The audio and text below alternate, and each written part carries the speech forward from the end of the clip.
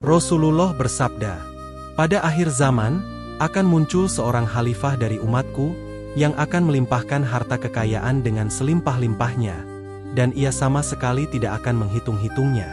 Hadis riwayat Muslim dan Ahmad. Hadis ini memberi isyarat tentang hadirnya seorang khalifah pada akhir zaman.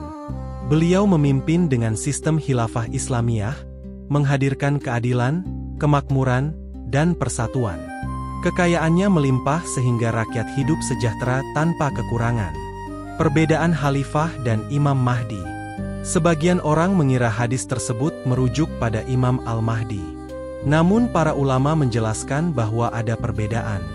Imam Mahdi, pemimpin umat atau imam spiritual dan militer, menyatukan barisan Islam di akhir zaman, tetapi tidak dikenal sebagai pemilik kekayaan besar. Khalifah, pemimpin negara dengan sistem khilafah, ala minhajin nubuwah, memiliki kekuatan ekonomi dan politik yang menjatuhkan dominasi sistem dunia atau New World Order. Dengan demikian, khalifah yang disebut dalam hadis bukanlah Imam Mahdi, melainkan pemimpin lain yang akan muncul lebih dahulu, dan kelak menjadi bagian dari skenario besar akhir zaman. Isyarat dari timur.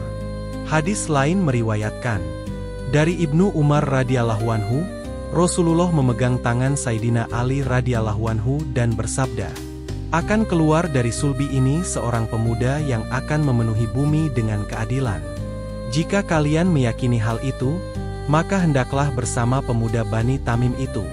Sesungguhnya dia datang dari arah timur dan dialah pemegang panji-panji Al-Mahdi."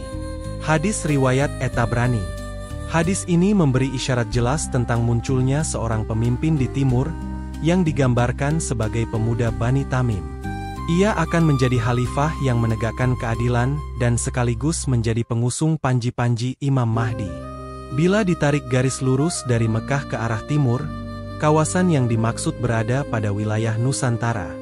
Hal ini menumbuhkan keyakinan bahwa negeri di timur inilah yang akan menjadi pusat munculnya pemimpin akhir zaman tersebut. Nusantara dalam nubuah dan ramalan leluhur. Menariknya, dalam ramalan dan tradisi Nusantara, dikenal pula sosok misterius yang disebut Satria Piningit, Bocah Angon atau Pemuda Gembala, Ratu Adil. Semua gambaran ini merujuk kepada seorang pemimpin yang kelak membawa keadilan, kemakmuran, dan kejayaan Nusantara sebagai mercusuar dunia. Jika disandingkan dengan hadis tentang pemuda Bani Tamim dari timur, terlihat adanya titik temu, sosok yang dijanjikan akan lahir di bumi Nusantara. Khilafah, ala minhajin nubuwah dari Nusantara.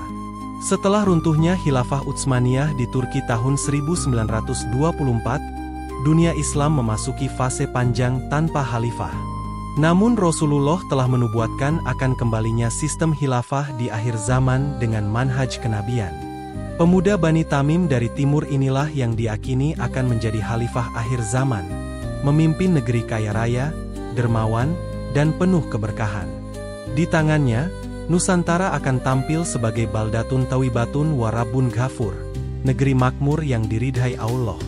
Dan pada masa itu pula akan hadir Imam Mahdi, di mana khalifah dari timur ini menjadi pembawa panji dan panglima besar dalam barisan Imam Mahdi untuk menegakkan keadilan di seluruh dunia. Dengan demikian, Nusantara bukan sekadar gugusan pulau di timur. Ia menyimpan rahasia besar sejarah akhir zaman, sebagai tanah yang akan melahirkan pemimpin agung, sang khalifah dari timur. Wallahu alam.